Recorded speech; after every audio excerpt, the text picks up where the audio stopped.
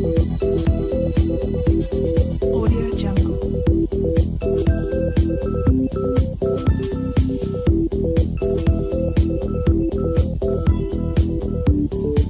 Audio Jungle.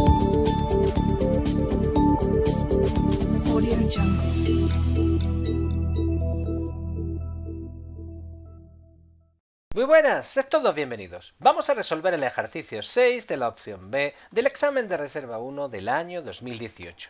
En él nos dicen que una muestra que contiene sulfuro de calcio se trata con ácido nítrico concentrado, dando lugar a monóxido de nitrógeno, dióxido de azufre, nitrato de calcio y agua. Nos piden en primer lugar que ajustemos la reacción iónica y molecular por el método de ion-electrón. Así, lo primero que nosotros hacemos cuando escribimos la ecuación es señalar los estados de oxidación de todas las sustancias que intervienen en la reacción. Nos tiene que llamar la atención básicamente aquellas sustancias que al pasar de reactivos a productos han cambiado su número de oxidación. En este caso, lo que nos debe de llamar la atención es que el azufre ha pasado de tener número de oxidación menos 2 a más 4 en el dióxido de azufre y que el nitrógeno del ácido nítrico ha pasado de tener número de oxidación más 5 a más 2. Por tanto, lo que podemos concluir es que el azufre se está oxidando perdiendo 6 electrones y por tanto se denomina agente reductor, mientras que el ácido nítrico, el nitrógeno del ácido nítrico, se reduce ganando 3 electrones y será la sustancia que actúe como agente oxidante. Recordar que nos están hablando que ajustemos las reacciones iónicas. En forma iónica solo podemos encontrar, por ejemplo, el azufre del sulfuro de calcio, el ácido nítrico, que es un ácido que se encuentra completamente disociado. Pero no lo va a hacer, por ejemplo, nunca ni el dióxido de azufre, ni el monóxido de nitrógeno, ni el agua, puesto que se tratan de compuestos covalentes moleculares. Así, cuando nosotros vamos a escribir la reacción de oxidación, la haremos con el anión sulfuro. Recordar que el anión sulfuro en este proceso pasa en los productos a formar parte este azufre del dióxido de azufre con número de oxidación más 4. En primer lugar, tenemos que intentar ajustar la materia de la propia reacción y después, en un segundo paso, ajustaremos la carga. Fijaros que en los productos tenemos dos átomos de oxígeno. Como se trata de una reacción que se está produciendo en medio ácido, para compensar, nosotros en los reactivos vamos a añadir dos moléculas de agua. En el momento que nosotros añadimos dos moléculas de agua, estamos ajustando el número de átomos de oxígeno. Sin embargo, hemos cambiado o hemos introducido un átomo más, que sería los átomos de hidrógeno. Al estar descompensados, nosotros tenemos que añadir, en este caso en los productos, 4 iones hidroxonio. Ya tendríamos desde el punto de vista de la materia la semirreacción de oxidación ajustada. Ahora comenzaríamos lo que sería la semirreacción de reducción.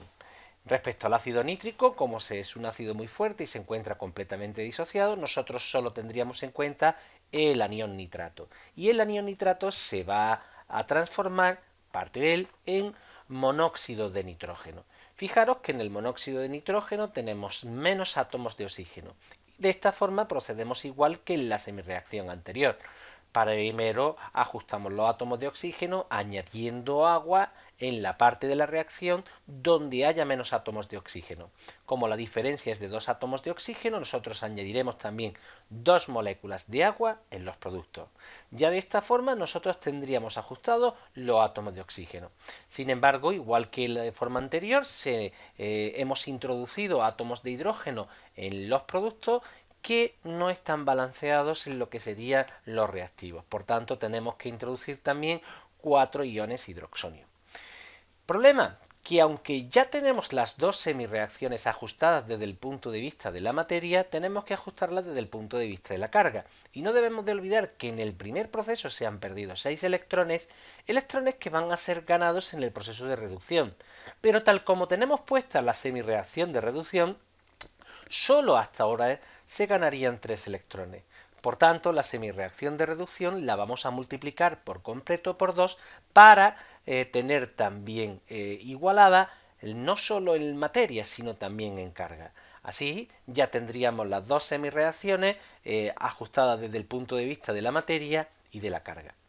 ¿Qué hacemos en este momento? Pues bien, tenemos que pasar al segundo parte y es tener la ecuación ajustada desde el punto de vista molecular. Desde el punto de vista molecular, en principio lo que haríamos sería sumar todos los aspectos y fijaros que los 6 electrones que se pierden en la semirreacción de oxidación se compensan con los 6 electrones que se ganan en el proceso de reducción. Una vez que tenemos escrita la ecuación en forma iónica, vamos a empezar a completar iones. Sabemos que el anión sulfuro en la ecuación original estaba acompañado de calcio y que los aniones nitratos formaban parte del ácido nítrico. Pues por ahí empezamos. Así como tenemos 8 protones, fijaros cuando nosotros completamos la molécula de ácido nítrico se me han reducido a 6 y ya he acompañado el azufre con su ion calcio correspondiente. Así ya tendríamos estas dos sustancias en forma neutra. El siguiente paso, fijaros que tenemos descompensados los iones hidroxonio, que tenemos 6 en los reactivos y tenemos 4 en los productos, como podéis ver, y también las moléculas de agua. Tenemos 2 en reactivos y 4 en los productos. Pues podemos simplificar. Fijaros que nos quedan aquí 2 iones hidroxonio. ¿Qué hacemos con ellos? Pues no podemos eliminarlos. La forma de poderlos reintroducir es añadiendo o que sean parte de más moléculas de ácido. Y aquí es donde viene la parte importante que tenéis que entender. Han sido necesarias 2 moléculas de ácido nítrico para llevar a cabo el proceso redox, en el cual el nitrógeno se ha transformado en monóxido de nitrógeno, pero van a hacer falta otras 2 moléculas de ácido nítrico en el proceso global de formación de las 2 moléculas de agua que aparecen en los productos.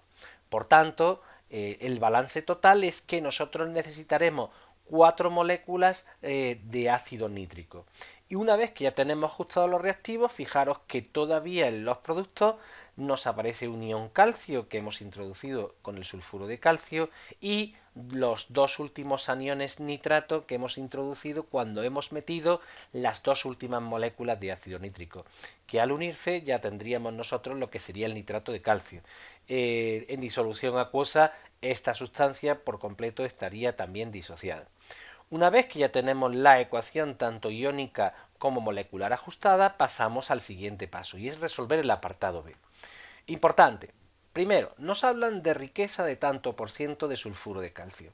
Lo primero que tenemos que tener muy claro es que cuando aparece la palabra riqueza, ya tenemos que suponer que esta sustancia no se encuentra en estado puro, sino que es una mezcla, es decir, es una sustancia que contiene parte de sulfuro de calcio y otras impurezas. Fijaros que se le añade un exceso de ácido nítrico a 35 gramos de una mezcla de este sulfuro de calcio y cuando esos 35 gramos reaccionan, solo se producen 18 litros de monóxido de nitrógeno, que es el que tenemos aquí. Pues bien, la idea es darnos cuenta que nosotros no vamos a poder calcular la riqueza de una forma directa y trabajar con estos 35 gramos, sino que nosotros a partir del gas vamos a determinar qué cantidad de sulfuro de calcio hay puro en la reacción.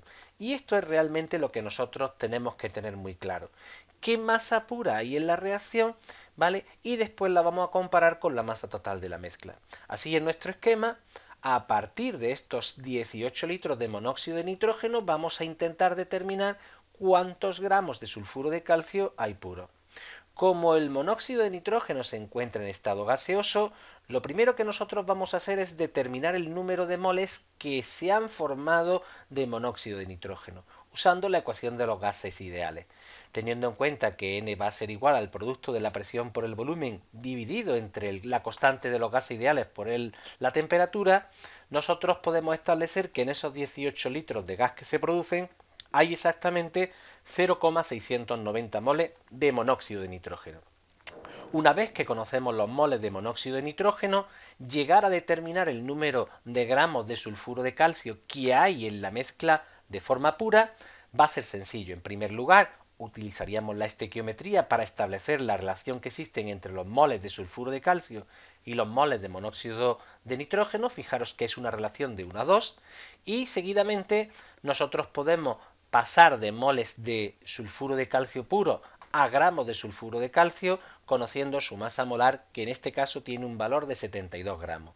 Así lo que llegamos es a un valor de 24,841 gramos de sulfuro de calcio. Estos gramos serían exactamente los que han producido esos 18 litros de monóxido de nitrógeno. Por tanto, lo que podemos establecer es que la riqueza de la mezcla se establecerá teniendo en cuenta que tiene 24,841 gramos puros y que nosotros hemos hecho reaccionar 35 gramos de mezcla. En conclusión, lo que podemos llegar es que el tanto por ciento de riqueza de este mineral que se ha usado es de un 70,98%. Y con esto se termina el ejercicio. Espero que os haya sido de interés. Nos vemos en el siguiente. Venga, mucho ánimo.